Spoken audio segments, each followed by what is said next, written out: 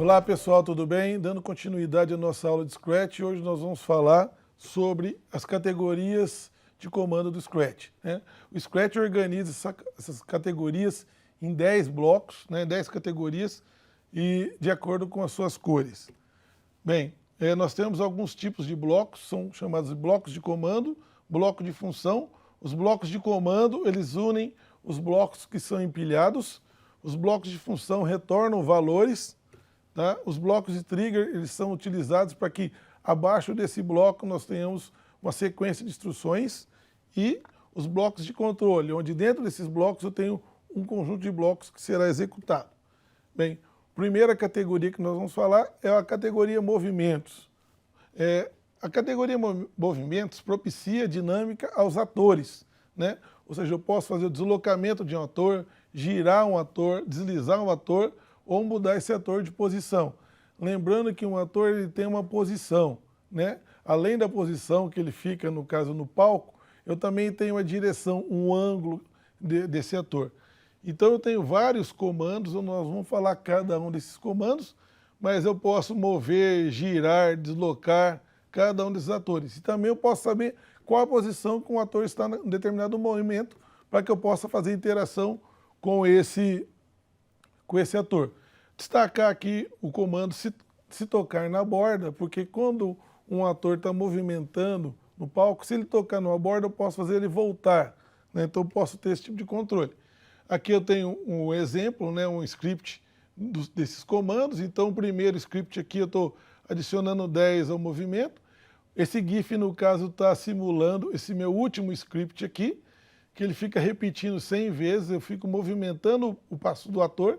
No caso, o nosso ator é o gato, ele espera por um determinado tempo, caso bata na borda, ele vai voltar, que é o que está acontecendo aqui, ok?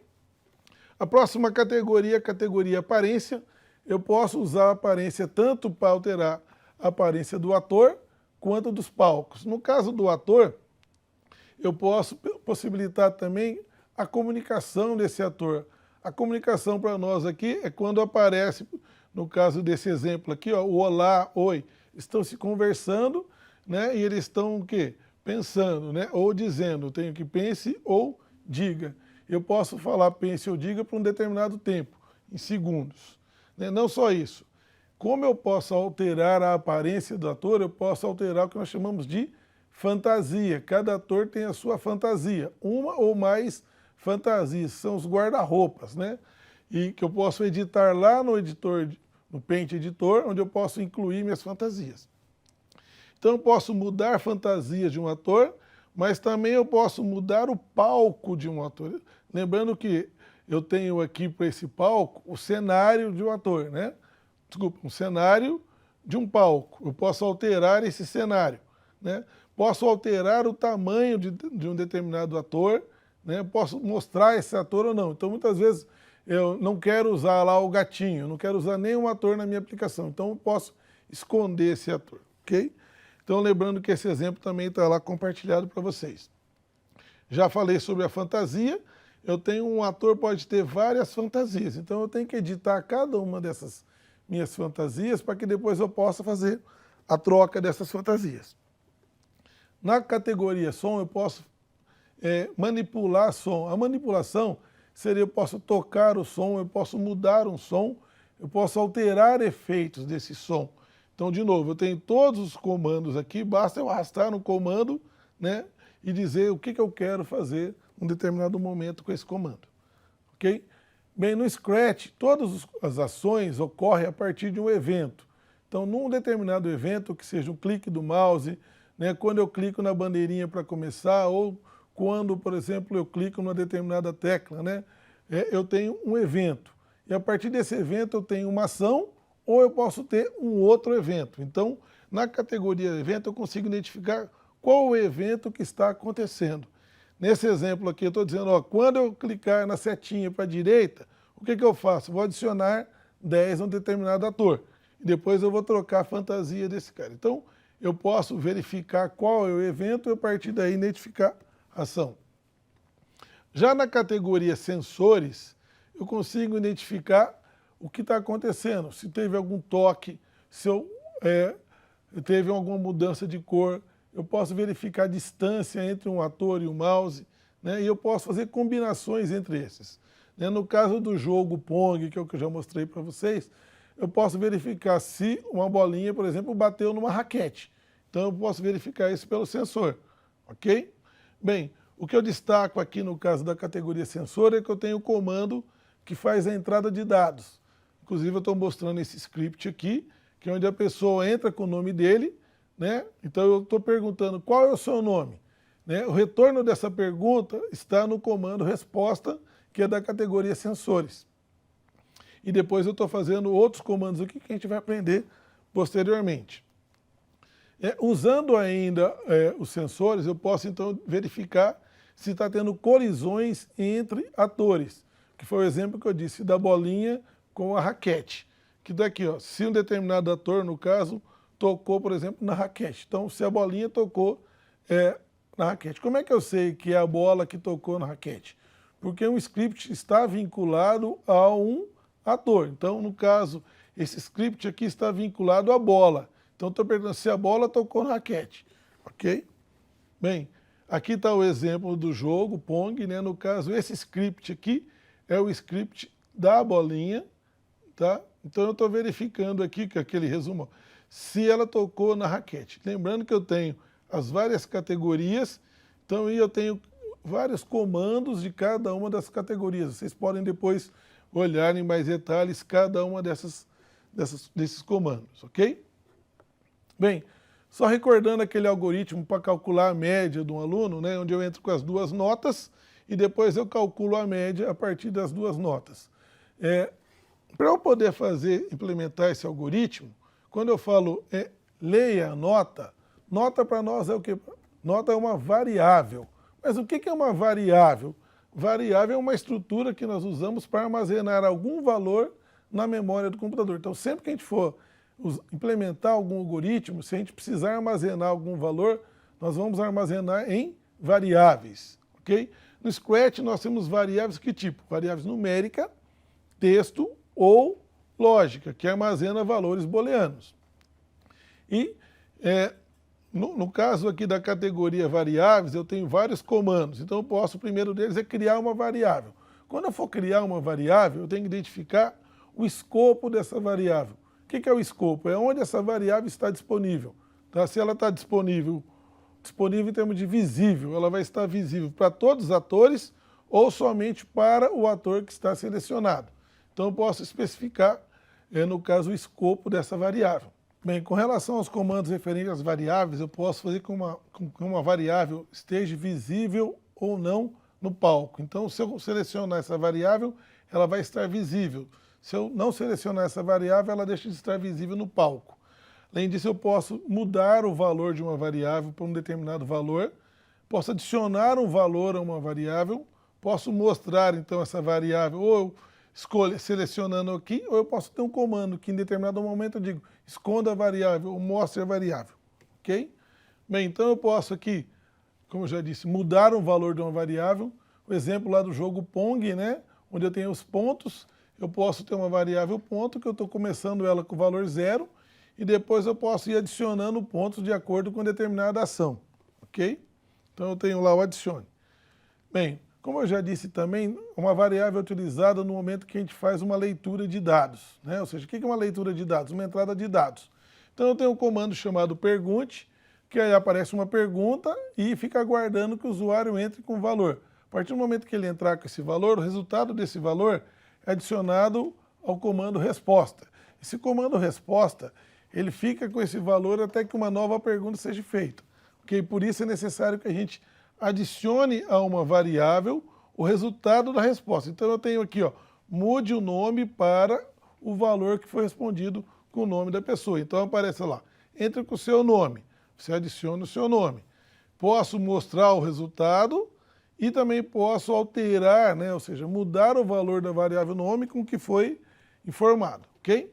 Bem, já na categoria operadores, eu tenho as operações aritméticas, expressões aritméticas, né, trigonométricas, lógicas exponenciais. Então, primeiro aqui seriam os operadores aritméticos, são as operações básicas de adição, subtração, multiplicação e divisão.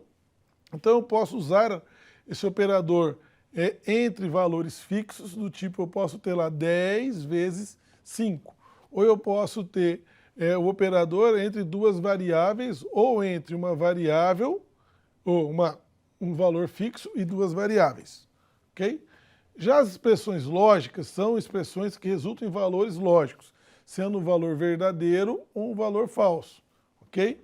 Aqui eu tenho uma expressão, né? Essa expressão ela é formada também por operadores lógicos, que eu vou falar agora, né?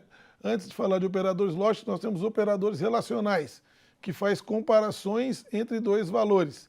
Essa comparação pode ser também entre valores fixos, ou eu posso ter uma variável comparando com um valor fixo, certo? Ou entre duas variáveis. Essa comparação, eu tenho a comparação entre um valor pode ser maior que outro valor, ou um valor pode ser menor, ou um valor pode ser igual a outro valor. Ok? E eu posso atribuir um resultado a uma variável, o resultado de uma comparação, né? E que o resultado, então, seria um valor lógico. Ok? Os operadores lógicos, eu tenho o operador e, ou e a negação.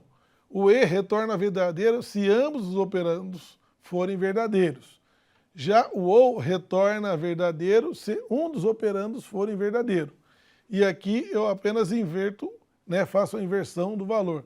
Se for verdadeiro, retorna falso, se for falso, retorna verdadeiro. Ok? Aqui eu tenho uma tabela verdade com o resumo das combinações, dado uma entrada de valores para x e para y, vocês podem olhar depois, ok? Já na categoria controle, eu tenho comandos pré-fixados relacionados a estruturas de repetição, estruturas condicionais. Então, a primeira que nós temos é a estrutura de seleção, de decisão. Quem lembra lá do fluxograma, onde eu tenho lá uma determinada condição. Se uma condição for verdadeira, eu vou seguir um determinado fluxo de execução. Se for falso, eu posso ter um outro fluxo de execução, né? Então eu represento, usando aqui o seleção, um desvio no fluxo de execução. Eu tenho lá o comando se uma determinada condição for verdadeira, então faça. Ou eu tenho o se, então se não, que se uma condição for verdadeira, faça alguma coisa, se não, faça uma outra coisa. Né? Aqui eu tenho um exemplo, então, no caso, verificando se uma determinada média for maior que 7, ou se essa média for igual a 7, isso significa que eu estou perguntando se a média é maior ou igual a 7. Então o aluno está aprovado, caso contrário o aluno está reprovado. Ok? Bem, para verificar os intervalos de números, aí eu posso utilizar, né, olhando aqui, se o x for maior que 10, né, eu preciso ter o quê? Eu não tenho maior ou igual, mas eu posso perguntar se ele não é menor que 10, ou se ele é maior que 10, ou se o x é igual a 10. Aí eu tenho a condição x maior ou igual a 10. Okay? Mesma coisa aqui para o x maior que 8 e menor do que 10. Okay? Nas estruturas de repetição, eu tenho um conjunto de ações que são executadas várias vezes. Então eu posso adicionar esse conjunto dentro de uma estrutura de repetição. Pode ser o sempre, que ele vai ficar executando sempre, ou repita por tantas vezes, o número de vezes, ou repita até que uma condição seja verdadeira. Ok? Bem, eu tenho duas atividades também disponíveis para vocês aqui, atividade 3 e atividade 4. A atividade 3, ela calcula a média da disciplina, e a atividade 4, a gente vai fazer o cálculo de uma idade. A pessoa informa a idade, a gente verifica se ele é maior ou menor de idade, a partir do, na verdade, ele informa o ano que nasceu, né, e informa também o ano atual, e com isso eu consigo calcular a idade. Bem, nós vamos acessar aqui essa atividade, que é calcular média. A partir do momento que você carrega uma atividade já desenvolvida, né, ou seja, já está compartilhada, você pode verificar aqui instruções do tipo quem desenvolveu, né, os créditos, quais são as instruções, o que realmente está sendo feito. Né? No meu caso, eu não estou verificando mais nada porque quem desenvolveu fui eu, senão eu já vou diretamente no interior para verificar o interior, né, com os códigos desenvolvidos por essa atividade. No caso, eu só quero destacar para vocês o seguinte, né? Como é que foi feito isso daqui? A gente até no momento não teve nada prático, então eu vou mostrar o seguinte. Se eu quiser reescrever isso aqui, eu venho aqui, posso apagando um por um, né? ou...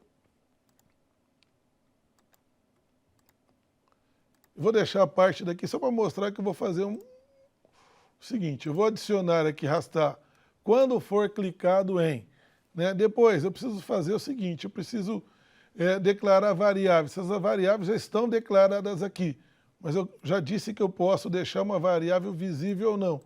Então, ao selecionar aqui, essa variável deixa, né, ao não selecionar, porque ela já está selecionada, deixa de estar visível. Coloquei soma, ela aparece aqui.